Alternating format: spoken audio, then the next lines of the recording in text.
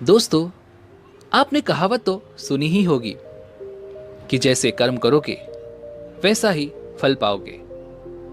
इस बात में कितनी सच्चाई है, ये शायद हम में से कोई नहीं बता सकता, क्योंकि हमने इसे अपने जीवन में कभी उतार कर देखा ही नहीं। हम कहते हैं और हमने सुना भी होगा कि अच्छे कर्मों का फल हमेशा अच्छा ही होता है। लेकिन मेरा आपसे एक सवाल है कि क्या आप इस पर पूर्ण रूप से विश्वास कर सकते हैं? लेकिन एक बार के लिए जरा यह सोचिए कि आप एक प्रयोग के माध्यम से अगर ये समझ लेते हैं कि कर्मों का फल कैसे मिलता है, तो शायद आपकी सारी शंकाएं हमेशा के लिए खत्म हो जाए।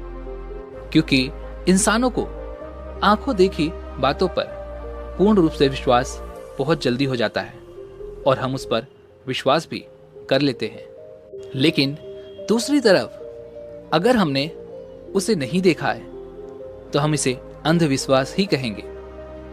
तो आज की ये कहानी हमें कुछ ऐसा ही ज्ञान देने वाली है। आज आपको ये पता चलेगा कि कर्मों का एक ऐसा विज्ञान भी है जिसे जानने के बाद आप अपने कर्मों के माध्यम से अपने जीवन में सफलता हासिल कर सकते हैं। आपका दिमाग भी यह मानने पर विवश हो जाएगा कि कर्मों का फल अवश्य मिलता है। इस कहानी को शुरू करने से पहले मेरी आप लोगों से एक छोटी सी विनती है। यदि आप हमारे चैनल पर नए हैं तो चैनल को सब्सक्राइब और घंटी बटन को जरूर दबा दीजिएगा। एक समय की बात है, किसी नगरी में एक महान बौद्ध भिक्षु रहा करते थे। वह इतने ज्ञानी थे कि उन्हें आने वाला भविष्य भी दिखाई पड़ जाता था। वैसे तो उनके कई शिष्य थे, लेकिन उनका एक शिष्य जो अभी बिल्कुल नौजवान था, और वह बौद्ध भिक्षु जो कि अब बूढ़े हो चुके थे। वह बहुत ही ध्यानी व्यक्ति थे। जब वो ध्यान करने बैठते तो 2 से 3 दिनों तक वो लगातार ध्यान में ही लीन रहा करते थे, और इसी अवस्था में वो आने वाले भविष्य को भी देख लिया करते थे। एक दिन वो बौद्ध भिक्षु ध्यान में बैठे हुए थे। तभी उन्होंने देखा कि आज से 10वें दिन बाद उनका वह युवा शिष्य मृत्यु को प्राप्त हो जाएगा। यह भविष्य देखकर वह बौद्ध भिक्षु ध्यान से बाहर आए और उन्होंने तुरंत ही अपने उस युवा शिष्य को अपने पास बुलाया और उससे बड़े ही प्रेम से कहा, भंते, मैं तुम्हें अगले 9 दिनों तक की छुट्टी दे रहा हूं। इन 9 दिनों में तुम अपने घर जाओ और वहां पर सभी के साथ रह कर आओ। तुम सभी से अच्छे से मुलाकात कर लेना, सभी को प्यार देना। शिष्य ने जब अपने गुरु के मुख से यह बातें सुनी तो वह खुशी से उछल पड़ा। उसने अपने गुरुवर से कहा, हे गुरुदेव, आपको यह कैसे पता चला कि मेरा मन अपने घर वालों से मिलने का कर रहा है? कहीं आप मुझसे मजाक तो नहीं कर रहे? उस पर वह बौद्ध भिक्षु अपने शिष्य से कहते हैं, नहीं भंते, मैं तुम्हें सच कह रहा हूं।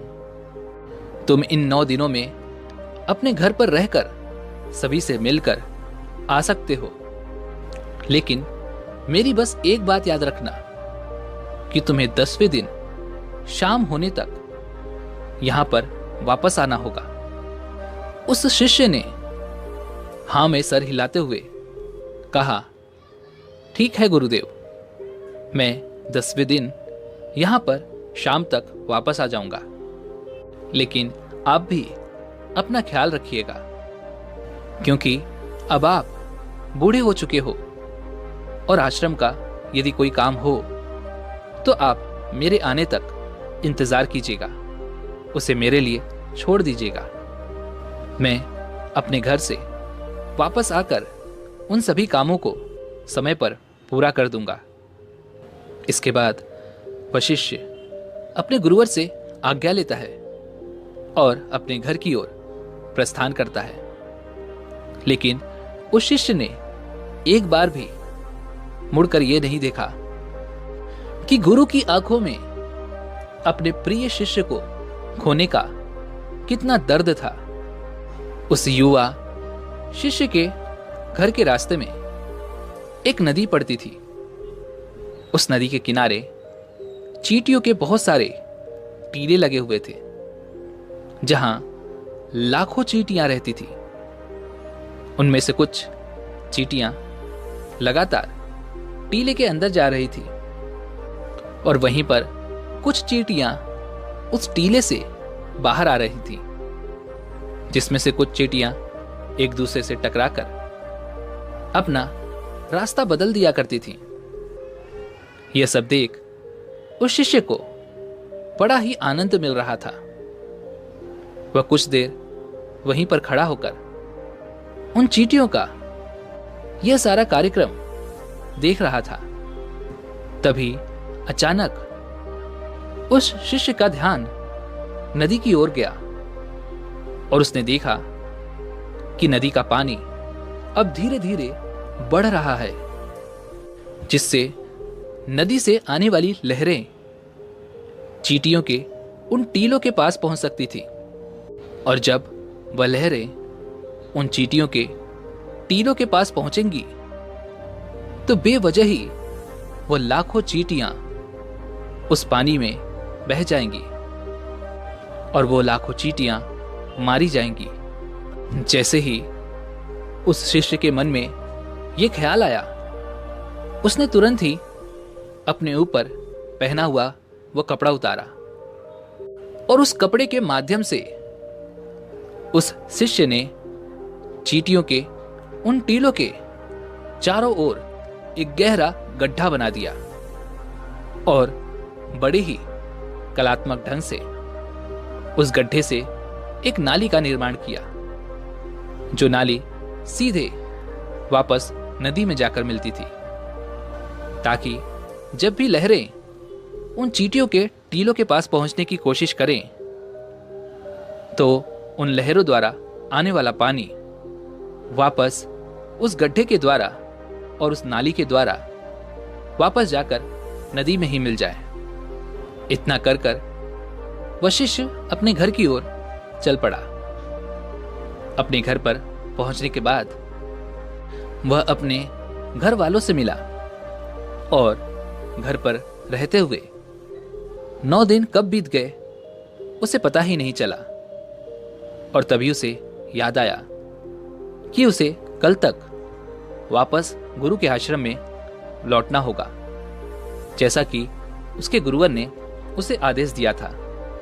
उसने अगली सुबह ही आश्रम के लिए लौटने की तैयारी शुरू कर दी और जैसे ही सूरज की रोशनी दिखाई देने लगी, वह आश्रम की ओर निकल पड़ा।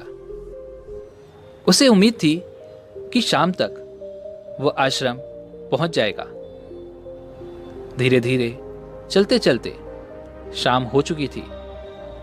यहां गुरुदेव आश्रम में बैठे बैठे ये सोच रहे थे कि आज तो 10वां दिन है और जैसा कि मैंने उसका भविष्य देखा था कि 10वें दिन वह मृत्यु को प्राप्त हो जाएगा। अब तक शायद वह मृत्यु को प्राप्त हो चुका होगा। इस बात को लेकर वो बहुत दुखी थे। वो मरने से पहले आखिरी बार अपने उस प्रिय शिष्य को देखना चाहते थे। वह ये सोच ही रहे थे कि कम से कम आखिरी बार ही सही मैंने अपने प्रिय शिष्य का मुख तो देख लिया होता। वह इसी चिंता में बैठे हुए थे। वह यह सब सोच रहे थे। तभी अचानक दूर से उन्हें कोई आता हुआ दिखाई पड़ा। उन्होंने बड़े ही गौर से देखने की कोशिश की और जब उन्होंने देखा तो वे चौंक गए। उन्हें यह पता चल चुका था कि उनका शिष्य आश्रम वापस आ रहा है। गुरु से रहा नहीं गया। वे तुरंत अपने आसन से उठे और दौड़कर जाकर अपने उस शिष्य को गले से लगा लिया। लेकिन अभी भी वह अचंभित थे कि आज 10वां दिन होने के बाद भी उनका शिष्य जीवित कैसे है। वह यह सब कुछ जानना चाहते थे कि उनका देखा हुआ भविष्य कैसे गलत हो गया। उन्होंने अपने शिष्य से कहा कि जब तुम यहां से गए थे तो इन 10 दिनों में तुमने क्या क्या किया, मुझे बताओ। तब शिष्य ने चींटियों वाली वो कहानी अपने गुरुवर को सुनाई। कहानी सुनते ही उन गुरुवर को यह समझ में आ चुका था कि उनके इस शिष्य ने उन लाखों चींटियों की जान बचाई थी और इसी नेक काम के परिणाम स्वरूप उनके शिष्य को एक लंबा और खुशहाल भरा जीवन प्राप्त हुआ है। अपने प्रिय शिष्य के मुख से इन सारी बातों को सुनने के बाद गुरुवर के मुख से अनायास ही निकल पड़ा, कर्म लौटकर अवश्य आता है। शिष्य ने गुरु की इस बात को सुना, लेकिन वो इस बात को समझ नहीं पाया। इसलिए उस शिष्य ने अपने गुरुवर से पूछा कि आप क्या कह रहे हैं। तब उन गुरुवर ने अपने उस शिष्य को वह सारी बातें बता दी जो उन्होंने ध्यान में बैठे हुए देखी थी। जब शिष्य ने वह सारी बातें सुनी तो उसके मन में एक सवाल जगा। उसने अपने गुरुवर से कहा, हे गुरुवर, जब आपको ये सारी बातें पहले से ही पता थी, जब आपने ध्यान में ये सब पहले ही देख लिया था, तो आपने मुझे इसके बारे में क्यों नहीं बताया?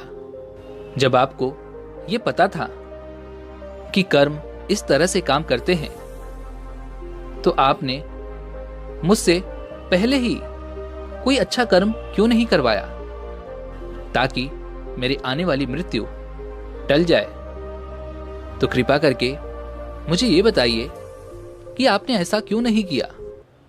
मैंने तो अनजाने में ही उन चींटियों की मदद कर दी थी, जिसके परिणाम स्वरूप आज मैं आपके सामने जिंदा खड़ा हूं। लेकिन यह काम आप मुझे बताकर भी तो करवा सकते थे, तो फिर आपने ऐसा क्यों नहीं किया? इसके पीछे का क्या कारण है? अपने उस युवा शिष्य की इस बात को सुनकर वह गुरु मुस्कुराने लगे और कहते हैं कि भंते, यदि मैं तुम्हें इसके बारे में बता देता तो तुम्हारे मन में एक लालच होता और तुम अपना जीवन बचाने के लिए यह कर्म करते। लेकिन कर्म का असली अर्थ यह नहीं है, बल्कि जब हम किसी भी कर्म को बिना किसी लालच के, बिना कुछ पाने के स्वार्थ के करते हैं, उसी को असली कर्म कहा जाता है, जिसके क्रम में तुम्हारी कोई भी इच्छा जुड़ी नहीं होती। ऐसे काम बिना किसी इच्छा के किए जाते हैं और ऐसे ही कर्म फलीभूत होते हैं और इन्हीं को असली कर्म कहा जाता है। यदि मैं तुम्हें इसी कर्म को तुम्हारी मृत्यु को टालने के लिए करवाता, तो तुम्हारे अंदर यह लालच होता कि इस कर्म को करने के बाद तुम्हारी मृत्यु टल जाएगी। तुम अपनी जान बचाने के मकसद से इस कार्य को करते, और तुम जब इस मकसद को पाने के लिए करते तो इसमें तुम्हारा लालच भी जुड़ा होता, जिसके परिणाम स्वरूप तुम्हें उस कर्म का पूरा लाभ नहीं मिलता। हम इंसानों के कर्मों का एक बहुत ही छोटा सा सिद्धांत है कि किसी भी कर्म को यदि आप बिना लालच के, बिना स्वार्थ के करते हैं तो वही असली कर्म कहलाता है। अर्थात आप किसी भी कर्म को पूरा मन लगाकर कीजिए, लेकिन उसके बदले में यह मत सोचिए कि उसका परिणाम क्या होगा, इसका फल हमें क्या मिलने वाला है। तुमने देखा होगा कि अक्सर जब कोई व्यक्ति दान करता है तो उसके साथ उसका मन भी जुड़ा होता है। वह दान करते वक्त यह सोच रहा होता है कि यदि मैं आज दान करूंगा तो भगवान मेरे साथ अवश्य ही अच्छा करेंगे, मुझे अच्छे फल मिलेंगे। और इसी तरह वह जिंदगी में बहुत सारे कर्म इसी तरीके से करता है, जिसके परिणाम स्वरूप हमें उस कर्म का पूरा लाभ नहीं मिल पाता और बाद में हम यह सोचते हैं कि हमने तो अच्छे कर्म किए थे, लेकिन उन कर्मों का कोई फायदा हमें नहीं मिला। कर्मों का सिद्धांत एक मिथ्या है, झूठ है। जरा आप खुद एक बार के लिए सोचिए, जब आप किसी मंदिर में जाते हैं तो आपके मन में कुछ न कुछ पाने की इच्छा अवश्य रहती है। आप सोचते हैं कि यदि मैं आज भगवान के सामने हाथ जोड़कर यह मांग लूंगा तो मुझे वो अवश्य मिलेगा। आज मैं भगवान की पूजा करूंगा तो इसका फल मुझे अवश्य ही अच्छा मिलेगा। जब आप मंदिर के अंदर जाते हैं, प्रार्थना करते हैं, अपने दोनों हाथ जोड़ते हैं, आंखें बंद करके भगवान को ध्यान करने की बजाय आप अपने मन में उन इच्छाओं का ध्यान रखते हैं, तो क्या आपकी यह प्रार्थना स्वीकार होती है? नहीं, क्योंकि प्रार्थना तो वही स्वीकार होती है जो मौन रूप से की जाती है, जिसमें आपके मन में कोई भी इच्छा ना हो। आप उस समय केवल पूरे मन से भगवान को धन्यवाद करते हैं उन सभी चीजों के लिए जो आज तक आपको भगवान ने दी हैं, और वो भी बिना किसी स्वार्थ के। ऐसी ही प्रार्थनाएं स्वीकार होती हैं। जब आप मंदिर में जाएं तो आपको एक भिखारी नहीं बल्कि एक राजा की तरह जाना चाहिए, ताकि आपके पास, आपके मन को यह लगे कि आपके पास वो सब कुछ है जो आपको भगवान ने दिया है, और उसके लिए आपको भगवान का धन्यवाद करना चाहिए। तभी आपकी प्रार्थना स्वीकार होगी। लेकिन ऐसा करना भी थोड़ा सा मुश्किल है, क्योंकि जब भी हम कोई भी काम करने की कोशिश करते हैं तो सबसे पहले हमारे मन में उसके फल की चिंता अवश्य होती है। आपके मन में यह सवाल भी अवश्य आएगा कि मैं ऐसा क्या काम करूं जिससे मैं अपना मनचाहा फल प्राप्त कर सकूं। इसलिए जब भी आप भगवान को ध्यान कर रहे हों तो अपने मन में कोई इच्छा ना रखें। अपने मन को मौन बनाने की कोशिश करें, अपने मन को शांत बनाएं और वर्तमान में रहकर बिना भविष्य की चिंता किए बस कर्म करते जाइए। पर याद रखिएगा कि उस कर्म को करने के पीछे आपका उद्देश्य अच्छा होना चाहिए। उसका फल आपको अवश्य ही अच्छा मिलेगा। और हाँ, ये भी याद जरूर रखिएगा कि यदि आप फल के बारे में ही सोचते रहते हैं तो आप एक न एक दिन गलत दिशा में फंस ही जाएंगे। हो सकता है कि आपके मन में अब यह सवाल आ रहा हो कि कोई दूसरा व्यक्ति आपका बुरा चाहता है। तो दोस्तों, यहां पर भागवत गीता में भगवान श्री कृष्ण ने कहा है कि कोई हमारा बुरा करना चाहता है तो ये उसके कर्मों में लिखा जाएगा। हम क्यों भला किसी का बुरा सोचकर अपने कर्म और अपने वक्त को खराब करें। अर्थात जो भी कर्म उसने किए हैं उसकी सजा उसे मिलेगी। आप अच्छी सोच रखिए, अच्छा उद्देश्य रखिए और अपने कर्म को करते जाइए, क्योंकि दोस्तों कर्म ही वो फसल है जिसे इंसान को हर हालत में काटना ही पड़ता है। इसलिए हमेशा अच्छे बीज बोएं ताकि फसल भी अच्छी हो। उम्मीद है कि आपने आज की इस वीडियो से जरूर कुछ न कुछ सीखा होगा। तो आज की इस वीडियो को लाइक और अपने दोस्तों के साथ शेयर जरूर कीजिएगा और हमें ऐसे ही सपोर्ट करने के लिए चैनल को सब्सक्राइब और घंटी बटन को जरूर दबा दीजिएगा। चलिए मिलते हैं ऐसी ही एक और वीडियो में, तब तक के लिए अपना ख्याल रखें। धन्यवाद।